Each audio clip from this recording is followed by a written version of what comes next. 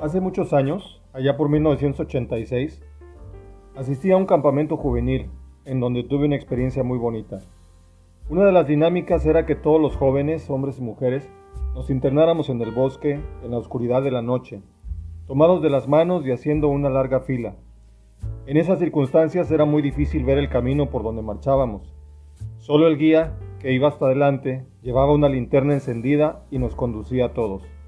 La fila avanzaba y avanzaba entre los árboles y la hierba.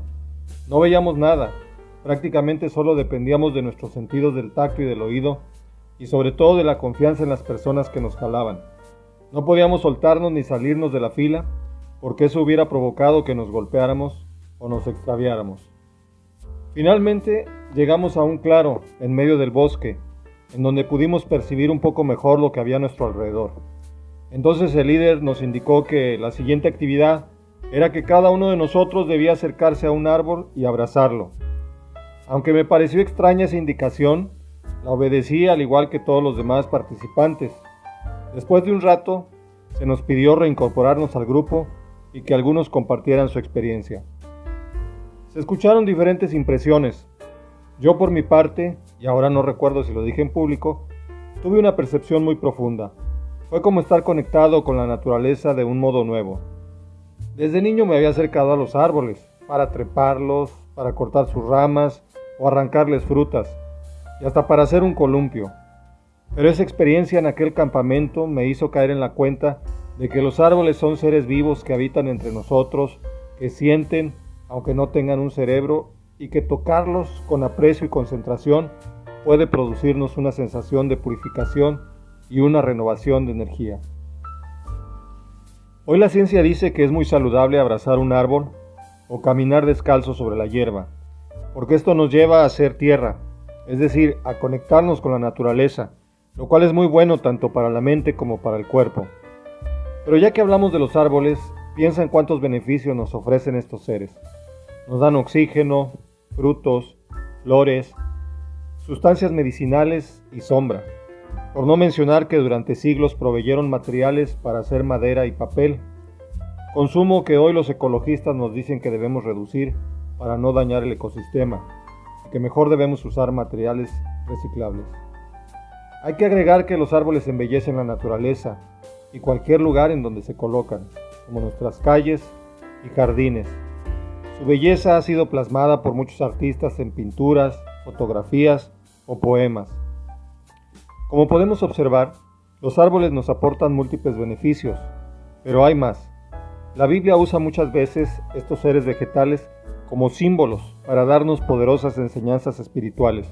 Hoy vamos a ver cómo lo hace tomando como referencia el Salmo 1, un texto breve pero muy hermoso, el cual dice así: Feliz el hombre que no sigue el consejo de los malvados, ni va por el camino de los pecadores, ni hace causa común con los que se burlan de Dios, sino que pone su amor en la ley del Señor y en ella medita noche y día.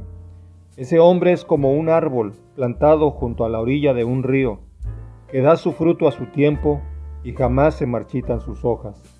Todo lo que hace le sale bien. Con los malvados no pasa lo mismo, pues son como paja que se lleva el viento.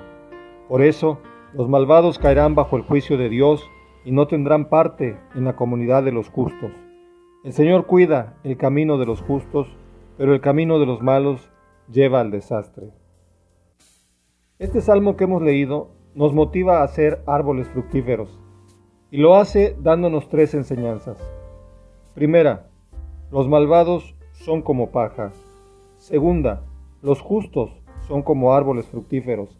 Y tercera, cómo cultivar nuestra naturaleza espiritual. Veamos la primera. En los versículos 4 al 6, los malos son descritos como paja. No son comparados ni siquiera con un árbol, sino con los desechos del campo. Y al hacer esta descripción, el texto señala tres características de los malvados. Primera, son como paja que se lleva el viento. Sabemos que la paja es el desecho de la hierba, de los frutos o de los granos. Son partículas sobrantes que no tienen peso y por eso son arrastradas por el aire. De manera similar, cuando los hombres se dedican a hacer el mal y cometen actos que dañan a otras personas, entonces pierden su humanidad, es decir, se deprecia su calidad humana y su vida se vuelve insustancial. Segunda, dice el versículo 5 que los pecadores no se levantarán en el juicio ni en la comunidad de los justos. Esto significa que aquellos que perseveran en la maldad no tienen parte en el reino de Dios.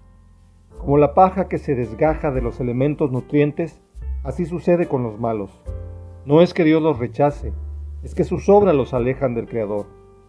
Isaías 59:2 dice: las maldades cometidas por ustedes han levantado una barrera entre ustedes y Dios. No se trata tampoco de que la familia o la iglesia los rechace, sino que el hombre malo, por su dureza de corazón, huye o se aparta de aquellas comunidades que los aman y en donde pueden ser restaurados. Regresando al Salmo 1, hay una tercera característica de los malos. Dice el versículo 6 que su camino lleva al desastre. Así como la paja termina por desintegrarse y desaparecer, lo mismo les puede pasar a los perversos. Dice Proverbios 14:12, hay camino que al hombre le parece derecho, pero su fin es camino de muerte. Pero aclaremos que las reprensiones de la Biblia no son para condenar irremediablemente a los pecadores, sino para que éstos se arrepientan y tengan vida nueva. Escuchemos esta profecía que está en Ezequiel 33:11. Yo, el Señor, juro por mi vida que no quiero la muerte del malvado, sino que cambie de conducta y viva. Ahora pasemos a la segunda gran enseñanza del Salmo 1, y es que los justos son como árboles fructíferos. En el versículo 3 se compara al justo con un árbol saludable, y lo describe por medio de 3 cualidades. Primera, es como un árbol plantado junto a un río. El agua alimenta al árbol, éste necesita de ella para vivir. De manera semejante, el justo requiere alimento espiritual para desarrollarse, y precisamente el agua sugiere cuál es ese elemento vital para los creyentes. En la Biblia, el agua es símbolo del Espíritu de Dios. En Juan 7:38 al 39, Jesús expresó: el que cree en mí, como dice la Escritura, de su interior correrán ríos de agua viva. Esto dijo del Espíritu que habían de recibir los que creyesen en él. Segunda, el justo es como un árbol que da su fruto a su tiempo. El Espíritu de Dios produce en el creyente una gran variedad de frutos. Gálatas 5:22 y 23 menciona diversos frutos espirituales, como amor, alegría, paz, bondad, fe y dominio propio. Hay cristianos que a veces dicen: me cuesta amar a esa persona, o me estoy esforzando en perdonar a aquella. Pero si el Espíritu de Dios está en nosotros, no debería costarnos trabajo o esfuerzo. ¿Acaso han visto alguna vez un árbol esforzándose o pujando para dar sus frutos? Claro que no, porque si son árboles saludables, dar frutos es algo natural, y así debería ser con nosotros, si es que estamos llenos del Espíritu Divino.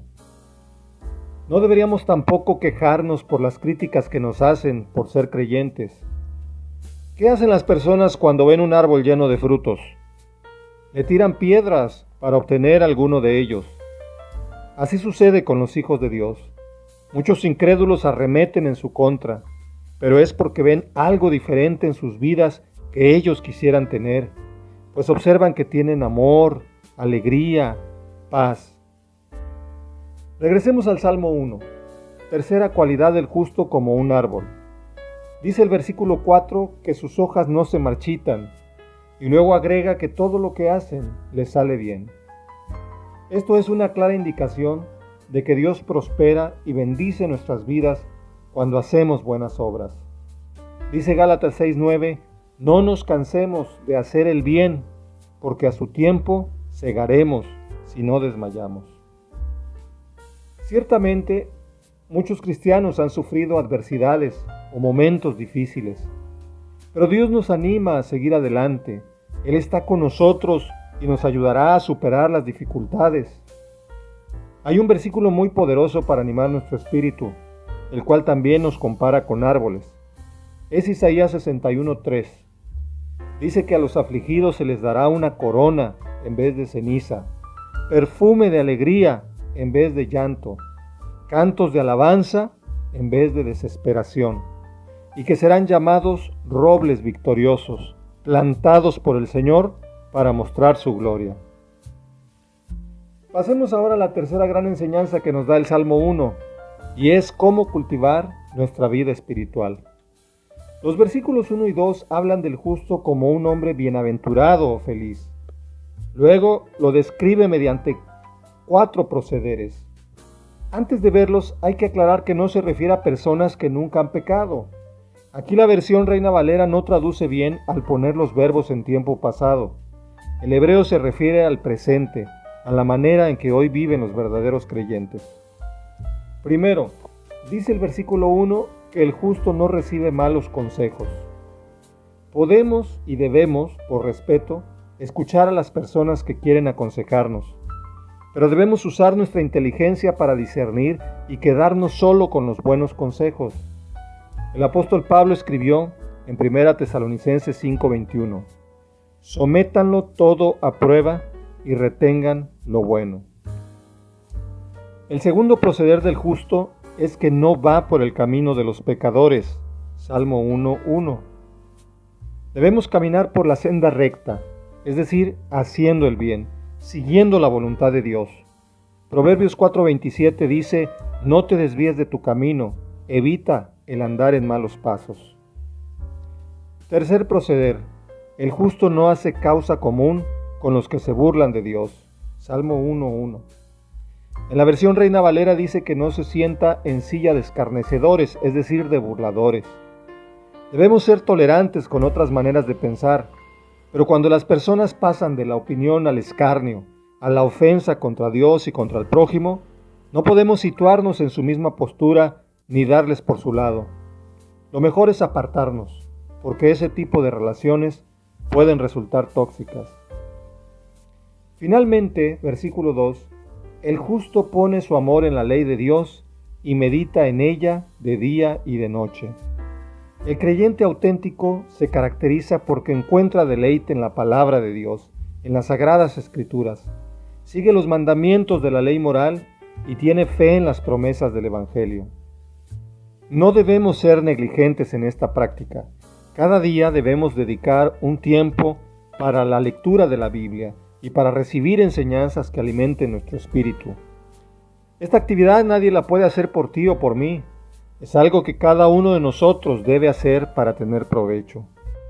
Así como nadie puede comer por ti, pues es algo que tú necesitas para vivir, tampoco nadie puede alimentar su espíritu por ti. Recuerdo que en la primera iglesia en donde fui pastor, un día se me acercó un feligrés a pedirme que acudiera a su casa. Lo noté con cierta aflicción y le pregunté si tenía algún problema. Me dijo que no, pero quería que yo fuera a su domicilio porque en cierto día iba a asistir un testigo de Jehová. ¿Y luego? Le pregunté. Lo que pasa, me dijo, es que la semana pasada fue a mi casa y me dio una arrastrada con muchos pasajes de la Biblia y yo no supe defenderme.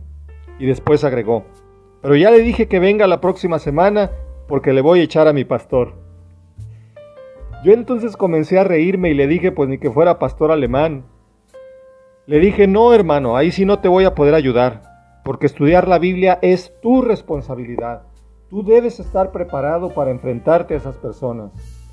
Y entonces le cité el versículo de 1 de Pedro 3:15, el cual dice, estén siempre preparados para presentar defensa con humildad y respeto ante todo el que les pida razón de la esperanza que hay en ustedes. Así que regresando al Salmo 1, vemos que el verdadero creyente va a evitar andar en malos pasos y va a alimentar su espíritu con la palabra de Dios. Solo así podremos ser árboles saludables.